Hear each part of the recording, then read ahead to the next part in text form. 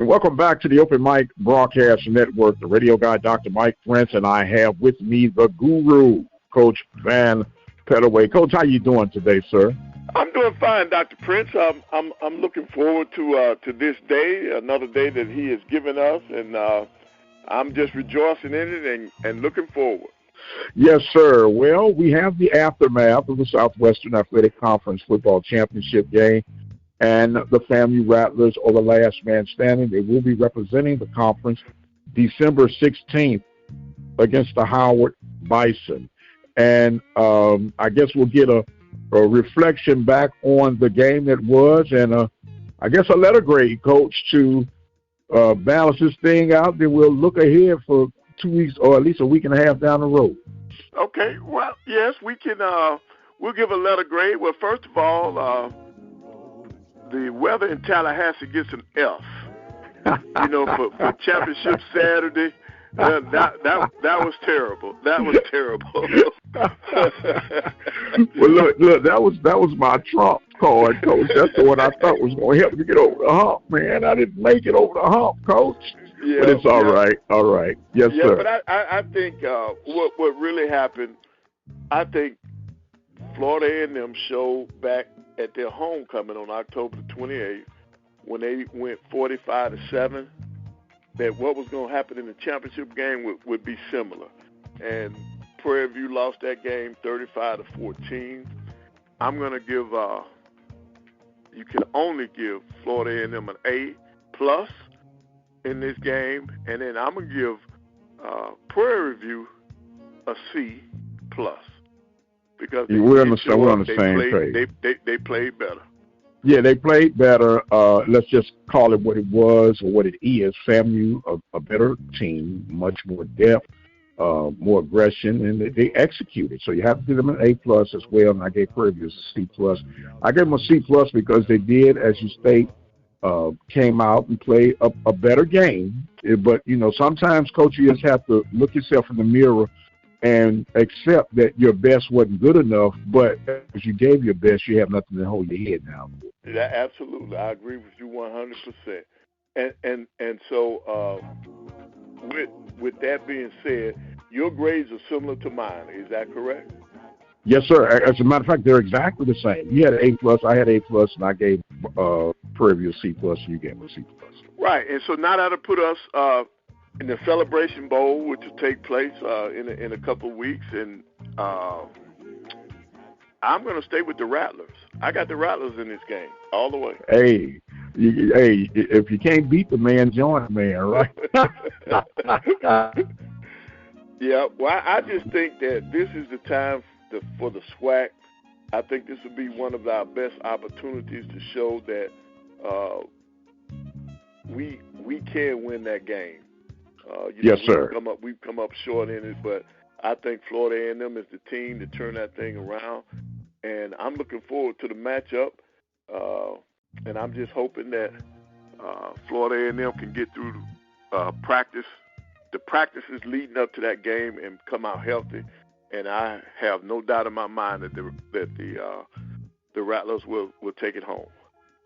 No doubt. I got all confidence in Coach Willie Simmons and the Rattlers that they can go out and get it done.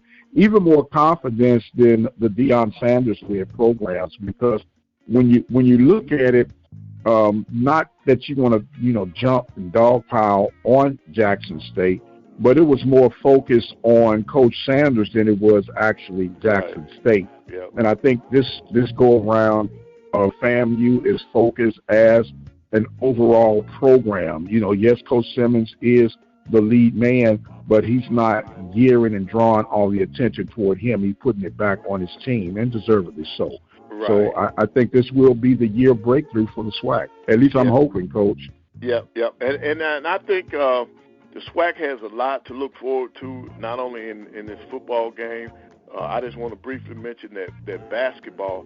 I am so proud of what's been taking place in the SWAC in basketball, because one of the things that you always talked about was, the SWAC being able to compete against other FCS conferences. When you look at what the women have done on the women's side, they got wins over the Southland Conference. They got wins over the Pac-12. They got wins over the OVC, the Sun Belt, the WAC, the Missouri Valley, the ASUN, the Big East. I mean, you talking about on the women's side, they're balling out, and a team that I think that we better look out for, Bethune-Cookman. Bethune-Cookman women have already beaten Jacksonville. They've beaten Bradley. They've beaten Georgia State. So I just think that SWAC basketball is going to be great on the women's side, and then on the men's side, we already have wins against the Mountain West, the ASUN, the WAC, the OVC. We got 3 wins against the SEC. You got the Big South, the ASUN, the Sun Belt, and the Southland.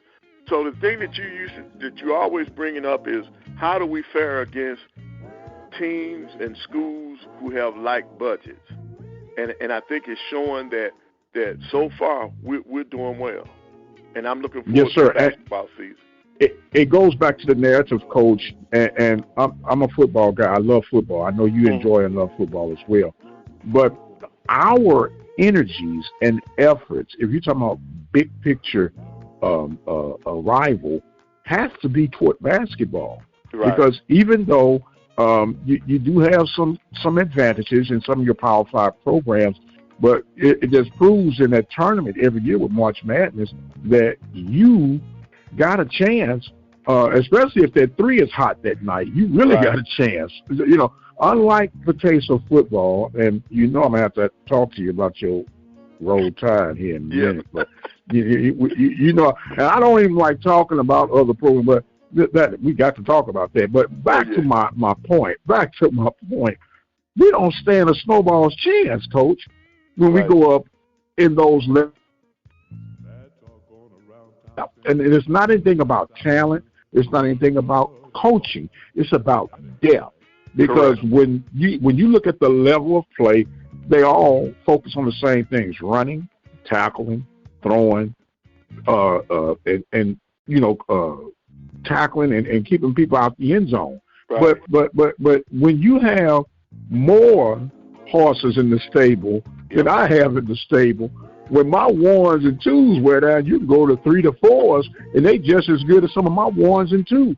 Right. You know, so I enjoy it. But that's why I was talking earlier this week on the show that we don't need to bring the football playoff scenery to FCS and HBCU football. The way the SWAC has it is a perfect fit for us. The way the MEAC has it is a perfect fit for us. And here's another big thing that people are failing to realize, that a playoff structure will never work for the Southwestern Athletic Conference as long as the Bayou Classic is in effect. Right. Because the where it falls, and that's why we're not involved in the FCS playoff structure, because of the Bayou Classic. And then the creative thing that came up out of that was the creation of those Heritage Bowls and the Celebration Bowls. Right. So we have what we have, and that's okay, and be comfortable with that. Don't be stretching and look at old song Wilson Pickett. Don't let the green grass fool you. Yeah, you looking way over yonder's way, and embrace the uniqueness that HBCU flavor brings to the table. So don't go in there trying to tweak, because then you're going to have that mess. Here it comes, Coach. Here it comes. That we had from that college playoff structure. And, Coach, I know you're an Alabama guy, and I want to hear you lobby on the justification of Alabama being the number 4 seed. I'm ready to hear this one, sir. Well, this is the only thing I got to say. If they are truly saying that the SEC is the most powerful football conference in the country, then I think it's justified, because the Crimson Tide did beat Georgia, the team that has won the 2 consecutive national championships, had won, 29 or 30 games in a row, and their loss came at the beginning of the year, and since then they've won 11 or 12 in a row, and they've proven that they're one of the best. They're one of the 4 best teams in the country, and that's all I got to say about it. And here's the other thing now. You had commissioners in that room now, not SEC commissioners now. You had commissioners from around the country who felt the same way. The ACC over the years, other than Clemson now, the ACC has been watered down when it comes to a league. And one of the criteria that they put in years ago now, they didn't just make this up, that injuries would be a part of their decision making. And they felt that Florida State would not be a suitable opponent to be in there without their starting quarterback. All right? And the other thing that I think was fresh on their mind is the fiasco they had in the championship game last year with TCU barely getting in and then getting annihilated by Georgia.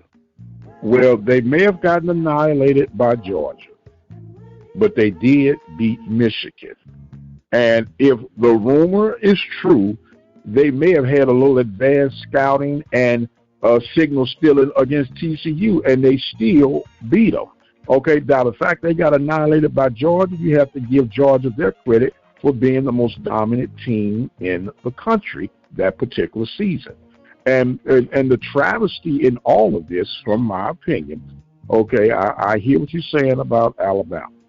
So you're telling me that a 2-time champion, national champion, won 30 consecutive games, been number 1 11 out of the 13 weeks, they lose 1 game and they drop from 1 to 6 when that same team that beat them, they beat them in the championship game. And if I'm not mistaken, Kansas State beat TCU and it still didn't stop them from going. But we won't talk about that right now. Mm-hmm. But you talking about dominance, and they struggled against Auburn. They score on a 4th and 31 Hail Mary, but I say it don't matter as long as you win the game. Which you go back to I keep saying Florida State. Florida State proved that even though their top player went down, they found ways to win without him, okay? And they are a Power 5 program, the last that I checked, and they were undefeated. You had Michigan that was undefeated. Oh, by the way, we're going to reward Michigan for making, even though they admitted to advanced scouting tactics that were against the rule, but we want to ignore that, okay? And then we have Washington, who was undefeated. And, oh, by the way, yes, Alabama beat Georgia, but Texas beat Alabama. And I don't care if it was in the second week of the season. That's what made college football. You got to win the games in front of you when they count the most. And you eliminate Florida State on a hunt that just because their quarterback went down, they might not be an affable opponent? Well, I think it's more of an indictment on the ACC. That's what I think it is. I think that the ACC has not been given much credit for, even though they're Power 5, they're the weakest of the Power 5 conferences when it comes to football. That might be the case, Coach, but it's not about yesterday's glory. It's about today's story. That's true. And today's story is FAMU. I keep saying FAMU. FAMU still running through my head, whipping me up on down the field. But Florida State, last I checked, Coach, it helped me. Sometimes I struggle mathematically. Is 13-0 a little bit better than 12-1? Oh, absolutely. Every day of the week and twice on Sunday. Okay. And if we were to really get down into the weeds of things, how about if you look at the body of work that both programs that are in question did in their non-conference play? Okay, if you look at the non-conference competition alone, Florida State had a little bit tougher road than what Alabama had. And all I got to do is say another school in your backyard, South Alabama. Why is Alabama playing South Alabama? Why is the SEC not playing 9 conference games? They want to choose to go 8 conference games so they can schedule the likes of South Alabama. I'm just saying, Coach. Well, I think they're going to that next year with the addition of Texas and Oklahoma coming in. It'll be a 9-game slate for next year. But now you got to remember now, how did Florida State quarterback get hurt? They got hurt playing football. North Alabama. Alabama.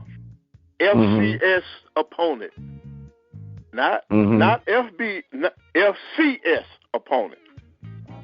That their quarterback went down in a game that should not have been on their schedule. That's what happened to them. So because he played an FCS opponent, is why he got hurt? No. I'm just saying that when you start talking about schedule, that was an FCS opponent that they played. That was on Florida State's schedule. Did Alabama play some FCS? Did Alabama play some FCS opponent? You put that versus their conference schedule, which has been ranked as the weakest. The strength of schedule for both teams, Florida State's strength of schedule is 55. Alabama's 4. There's a big difference. Strength of schedule now, 55 to 4. Okay. Did Alabama play Vanderbilt this year? They're in the conference. They had to. No, they don't have to because, they got 14 at the time. And the way they do it, they don't. It's a conference game. You have to play them. This is a division game, too, though. Conference schedule. Alabama doesn't make the conference schedule. The conference office does. Okay. I feel like it was good old boy system resurrected in 2023, in my own opinion. That, we got to put Alabama in there because that's what the people want. If that's the case, if we're going on popularity, the Cowboys should make the playoff in the NFC division game every year. Well, they do. They just always lose.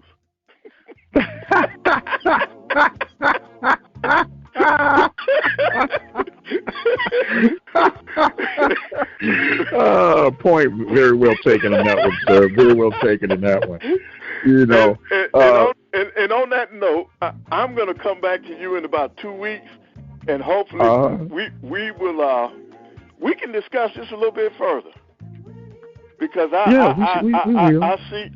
see that did not strike you well for Alabama getting in, but I just hope my Crimson Tide can prove to the nation that they deserve to be in by taking care of Michigan. That's all I hope. Okay. The Cheetahs versus the Bullies. Yep. What an ironic twist we have in that. Wow. Meanwhile, you have Washington and University of Texas, and the Lord knows I am not a UT fan, but they did earn the right to be there, and the other two, the old school gangsters, then finagled their way into the championship. But that's okay, though. That's okay. I guess, as Don King would say, only in America, right? That's what makes it roll. That's what makes it roll. Well, Coach, it's so much we got to look forward to. We got this SWAC Celebration Bowl coming up. We got these college playoffs, these rigged playoffs coming up, but they are coming up. But there's a game, Coach, that just absolutely melts my heart with joy. And as long as I can remember being a kid, for whatever reason, this game has captivated me. And that's this week will be the Army-Navy game. Yep. That's tradition. That's a tradition. It is a tradition, and it is so majestic to me. And it's just old school football. It ain't gonna be a whole bunch of fancy schmancy plays. There's some guys who are preparing themselves to be officers in our military. Yep. And they just landed out there. And I hate that Marines, they dissolved their program many, many years ago. But you had that Army, Navy, Air Force, and it would have been nice, especially the way things are today, if they'd have had that Marine squad. They could have had a little 4-team playoff to see, who's the ultimate. Maybe they can conjure that thing back up. I don't know. But anyway, this Army-Navy game, do you partake in it the way, I don't know if you do like I do, but does that game interest you at all? Yeah, it does, because those are your military people, and you hit the nail on the head. These are your future officers that are competing against each other, and I just think that, you know, the military tradition is something great. It's a great, spectacular occasion, and the pageantry is just so dynamic. Yes, sir. Yes, sir. And I don't even care about the records, and I really don't care who wins, coach. I just like that, like you say, the pageantry, the camaraderie of it, and the spirit of competition, which is, in my opinion, college ball in its purest form. Right. In its purest form. Yep. Yes, sir. Yes, sir. So look, I got this. My bat line is going off, so I guess I got to get ready. But Coach, I got to give you some closing thoughts and comments as we get ready to shut this thing down, and hear what you got to say, sir. Well, once again, I just want to congratulate you on winning the overall championship this year, because you did win out when it came to guessing these games, and I want you to encourage you to continue doing what you're doing. I enjoy this, and I'll be back in a couple of weeks, and we'll go from there. Yes, sir, and let the hoops begin, right? Yep. If we're in the SWAC, I know you at the Bulldogs and the Panthers, we healing the wounds up, but we ready to get this hardwood thing going. We'll be talking in depth with that, Coach. I appreciate you as always. He is the guru, Coach Van Pettaway. Always talking sports, but in particular basketball. And if you had not heard this man break down the X's and O's in basketball, you'll definitely be in for a treat. I am the radio guy, Dr. Mike Prince. We do thank you, because what we do is a labor of love each and every day. Follow me on X at the Mike Prince Show. Subscribe to our YouTube channel at the Open Mic Broadcast Network. And until the next time, you guys be blessed, and we'll see you on the other side.